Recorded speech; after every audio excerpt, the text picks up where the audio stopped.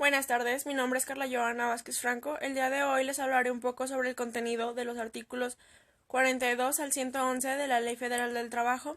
Comenzaremos diciendo lo siguiente. ¿Qué es la suspensión de la relación de trabajo? La suspensión de las relaciones individuales de trabajo consiste en la interrupción temporal de la prestación de servicios personales subordinados por parte del trabajador y del pago del salario como obligatorio del patrón.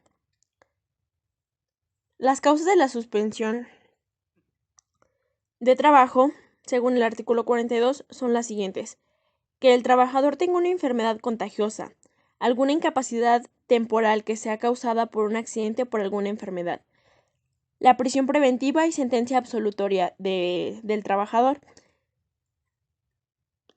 el arresto del trabajador, el cumplimiento de los servicios del desempeño de los cargos mencionados en el artículo 5 de la Constitución y de las obligaciones consignadas en el artículo 31, fracción 2 de la misma Constitución. La designación de los trabajadores como representantes ante los organismos estatales. Falta de documento que requieran el acuerdo con la ley o el reglamento necesario para la prestación de algunos servicios cuando sea imputable al trabajador. Conclusión de la temporada para los que lleven este tipo de contratos. La licencia que se refiere al artículo 140 bis de la Ley del Seguro Social. Los elementos necesarios para acreditar la suspensión y reanudación. Según el artículo 45, estos son dos. En los casos de las fracciones 1, 2, 4 y 7 del artículo 42, al día siguiente de la fecha en que termine la causa de suspensión. Número 2. En los casos de las fracciones 3, 5 y 6 del artículo 42, dentro de los 15 días siguientes a la terminación de la causa de la suspensión. Extremos del artículo 429. La suspensión por emergencia sanitaria. Cuando se presenta una emergencia sanitaria, se afecta a la salud pública. Los patrones están obligados a cumplir con las disposiciones en caso de emergencia sanitaria fije la autoridad competente, así como proporcionar a sus trabajadores los elementos que señale dicha autoridad para prevenir enfermedades en caso de declarar contingencia sanitaria. La terminación de la relación según el artículo 53. ¿Cómo se acredita y causas? Las causas son mutuo consentimiento, la muerte del trabajador, la terminación de la obra o vencimiento del término o inversión del capital de conformidad con el artículo 36, 37 y 38. La incapacidad física o mental o inhabilidad manifiesta del trabajador que haga imposible la prestación del servicio de trabajo. Los casos a que se refiere el artículo 434. La indemnización. Cuando una rescisión de contrato se debe a motivos ajenos al desempeño del colaborador, la Ley Federal del Trabajo establece que se trata de un despido injustificado y marca el pago obligatorio de una indemnización por despidos. Los casos en los que será aplicable los podemos encontrar en el artículo 50 de la Ley Federal del Trabajo.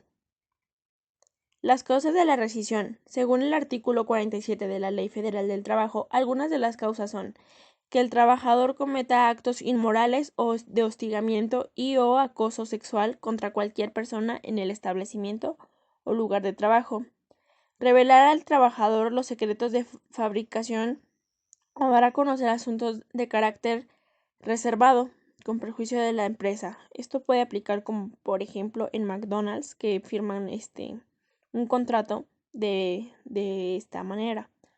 Comprometer al trabajador por su imprudencia o descuido inexcusable la seguridad del establecimiento o de las personas que se encuentren dentro de él.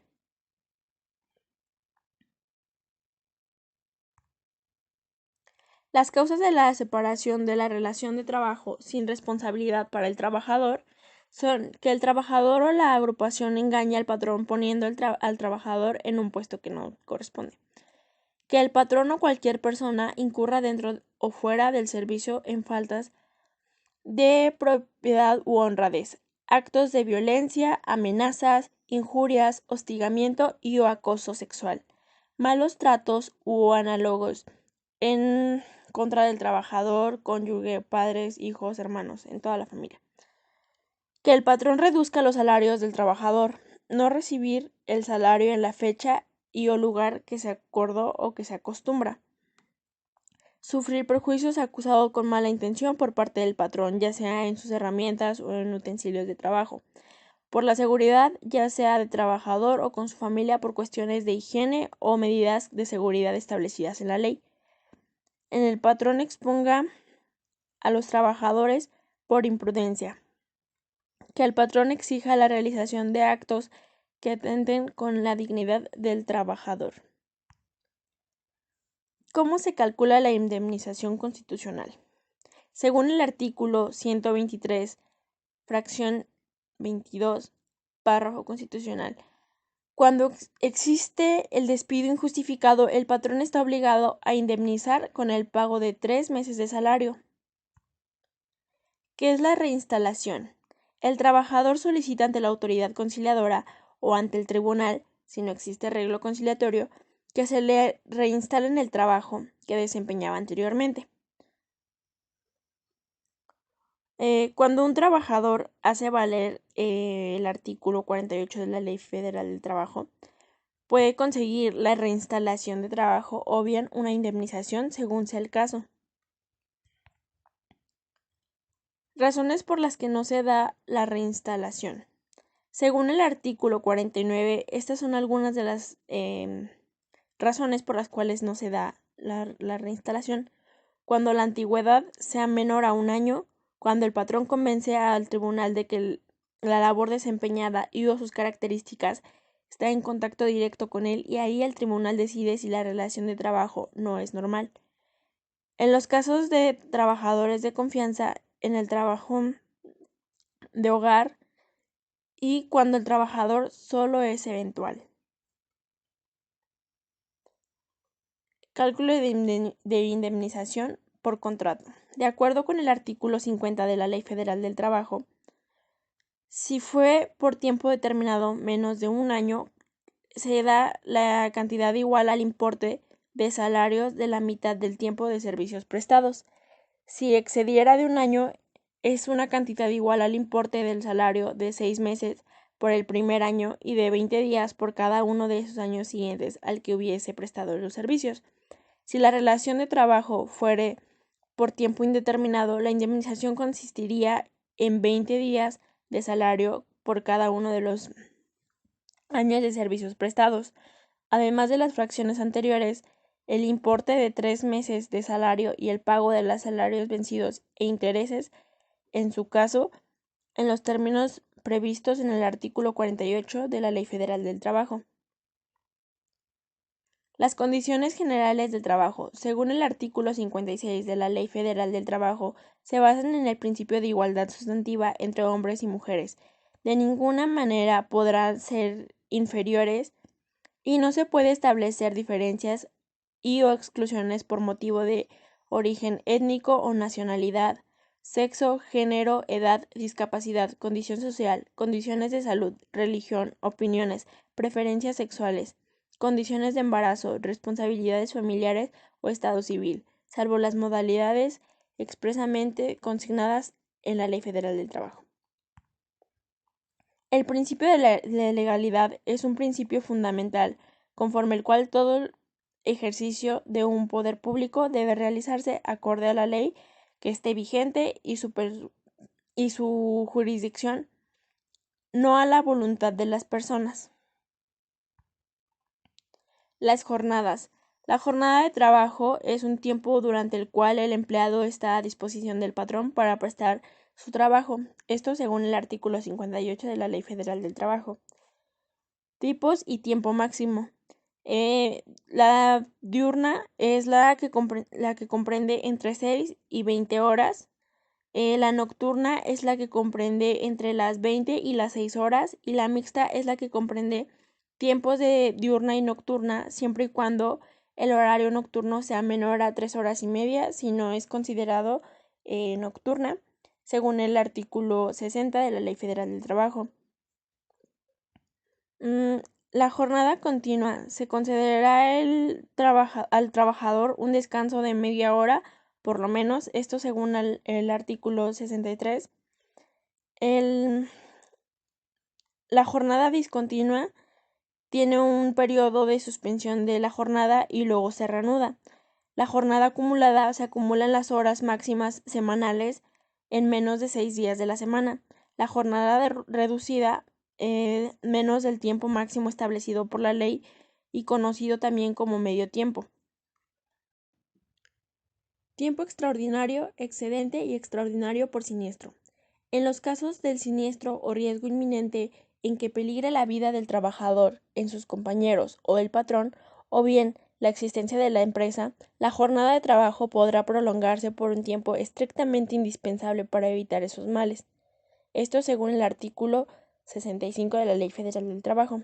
Según el artículo 66 de la Ley Federal del Trabajo, podrá prolongarse la jornada de trabajo por circunstancias extraordinarias, sin exceder nunca de 3 horas diarias ni de 3 días a la semana.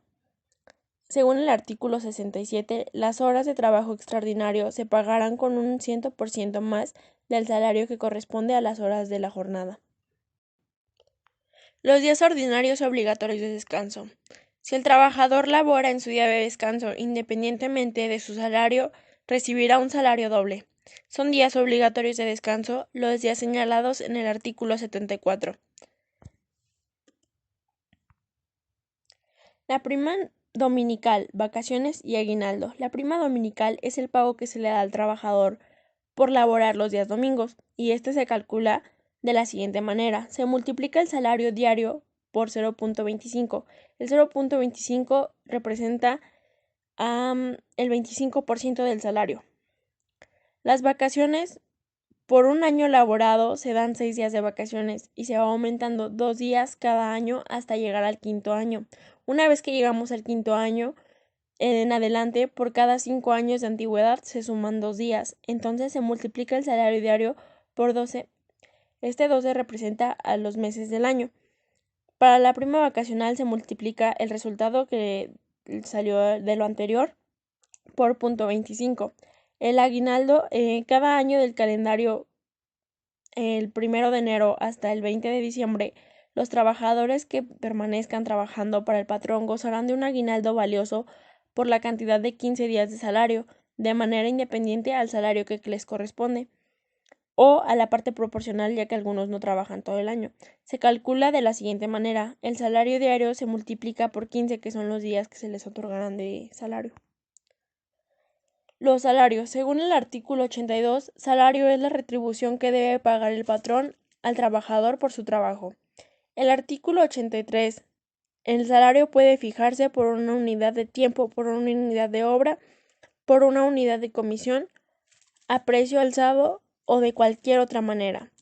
Según el artículo 84, el salario se integra con los pagos hechos en efectivo por cuota diaria, gratificaciones, percepciones, habitación, primas, comisiones, prestaciones en especie y cualquier otra cantidad o prestación que se entregue al trabajador por su trabajo. Según el artículo 90, el salario mínimo es la cantidad menor que debe recibir en efectivo el trabajador por servicios prestados a una jornada de trabajo. El salario mínimo deberá ser suficiente para satisfacer las necesidades normales de un jefe de familia, en orden material, social y cultural, y para proveer a la educación obligatoria de sus hijos. Las normas fijas para el salario. Según el artículo 98, los trabajadores dispondrán libremente de sus salarios. Cualquier disposición o medida que desvirtúe este derecho será nula. Según el artículo 99, el derecho a percibir el salario es irrenunciable, es igual para los devengados. Según el artículo 102, las prestaciones en especie deberán ser proporcionadas al uso personal del trabajador y de su familia, y razonablemente proporcionadas al monto de salario que se pague en efectivo.